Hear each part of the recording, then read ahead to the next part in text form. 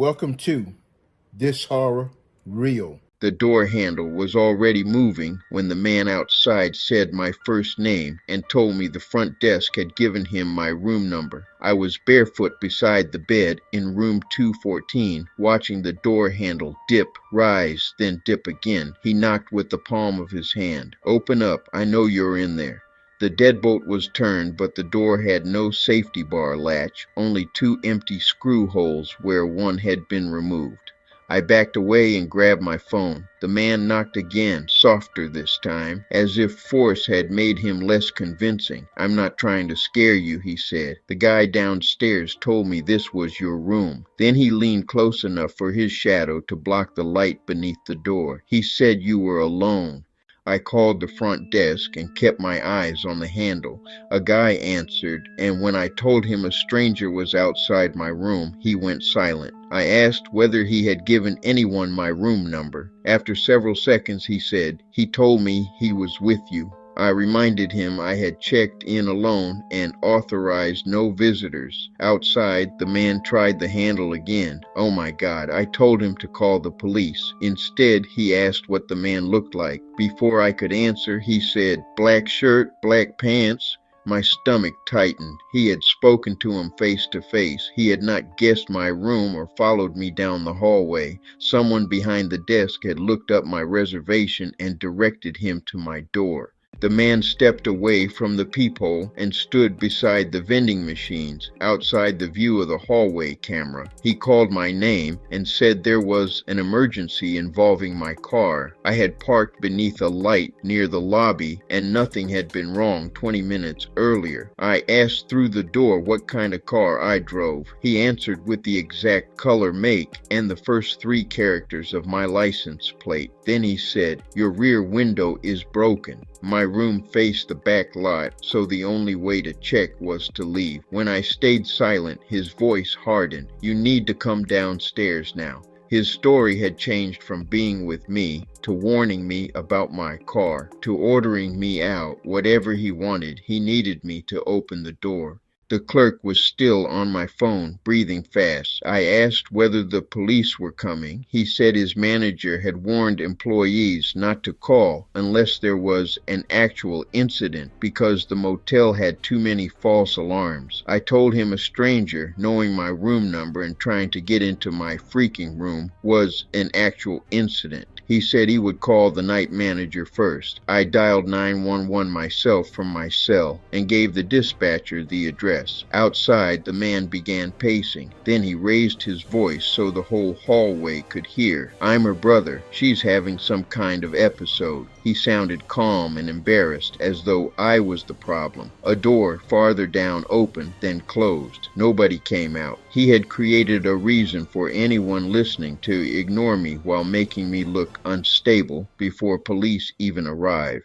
The room phone rang beside the bed, making me drop the plastic cup in my hand. Water spread across the carpet. Nobody besides the front desk knew I was staying there. I let it ring 4 times before answering without speaking. A voice said, "You know I'm not lying." The desk connected me. I hung up and called the clerk again. He admitted he had returned to the lobby before coming upstairs and asked to be transferred to my room. He thought connecting the call was safer than giving him more information. I reminded him he had already told him where I was. Then the man slid something beneath my door. It was a grainy photograph printed on regular paper. It showed me at a gas station earlier that evening with my back turned. Across the bottom, someone had written, "I only need 5 minutes." The picture had been taken from inside another vehicle.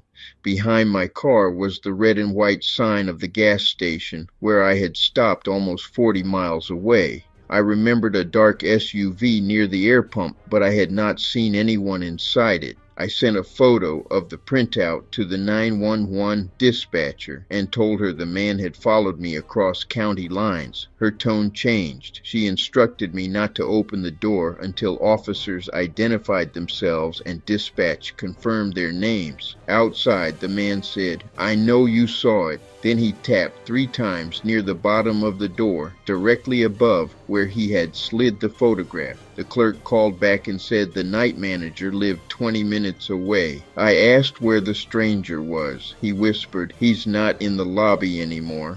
I told him he had never left my hallway.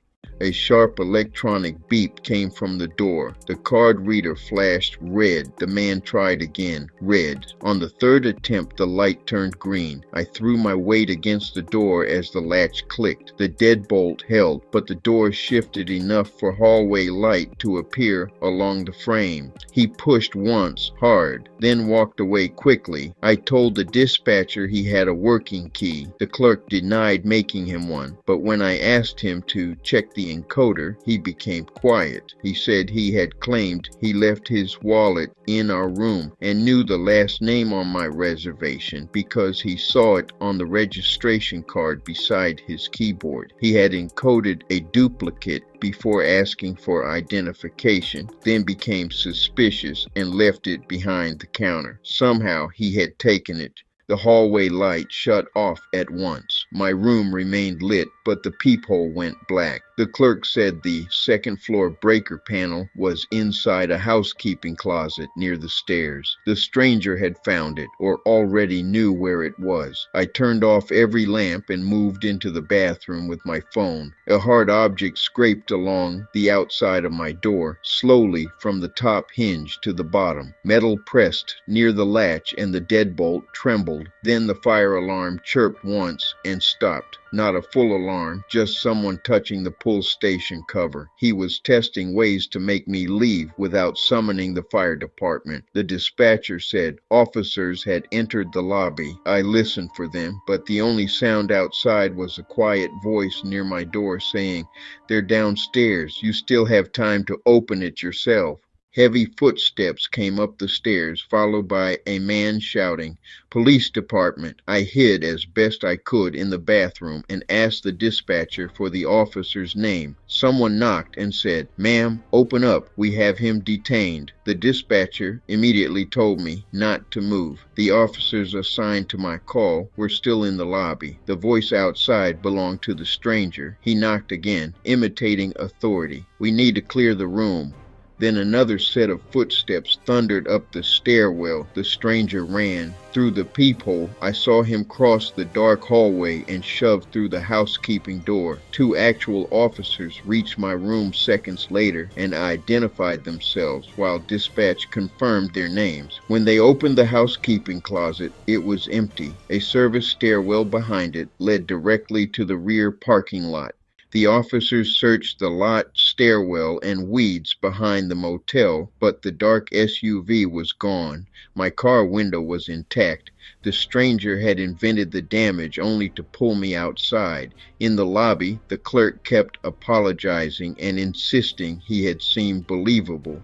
He walked in carrying a phone charger and fast food bag, said we had argued during the drive, and used my full name after reading it upside down from the registration card on the counter. He told him my room number and confirmed I was alone. When he turned to help another guest, he reached over the counter and took the duplicate key he had encoded. The lobby camera captured the motion, but most of his face was hid. The employee had not meant to help him. That did not change how close he came to getting inside.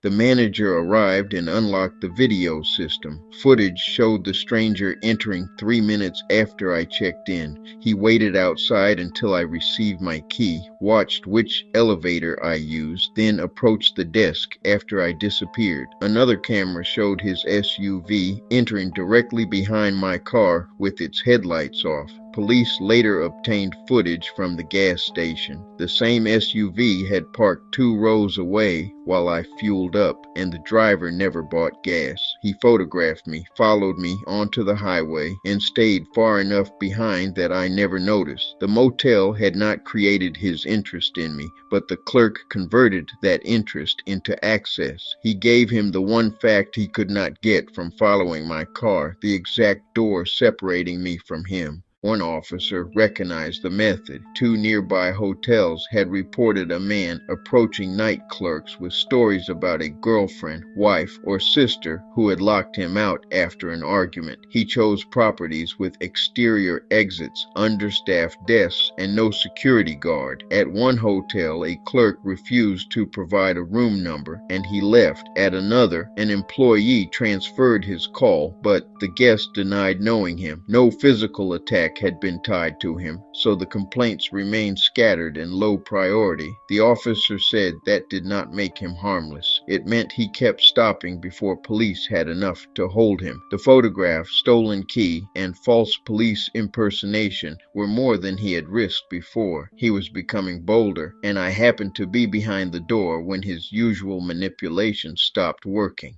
Police escorted me to another hotel across town where the clerk never said my new room number aloud. A few minutes later, the motel manager from the other motel emailed me an incident report and hallway footage. At 2:47 a.m., almost an hour after officers drove me away, the stranger returned through the rear service stairwell. He stood outside room 214 for 11 minutes. Even though the room was empty, he tried the stolen key, pressed his ear to the door, and made a phone call. The motel log showed the room phone ringing at that exact time. Before leaving, he looked directly at the hallway camera and held up a small white card. The image was too blurry to read, but it was the same size and shape as the registration card the clerk said had remained behind the desk. The clerk was fired. The motel added privacy screens around its computers, and police linked the SUV to a plate reported stolen 2 weeks earlier. They never identified the man, and the registration card he appeared to hold was never found. That is the detail I still think about. My room number was bad enough, but that card contained my home address, phone number, and signature. I changed my number, froze my credit, and checked behind me for months whenever I entered a hotel lot. I never saw the SUV again, but I never learned whether he left with information that could lead him somewhere more permanent than room 214. Comment what you would have done when that handle first moved, and share any real experience where someone trusted with your information put you in danger. Like the video, subscribe to This Horror Reel, and turn on notifications so you never miss another This Horror Reel story, because sometimes the person outside your door did not find you alone. Someone told them exactly where to go.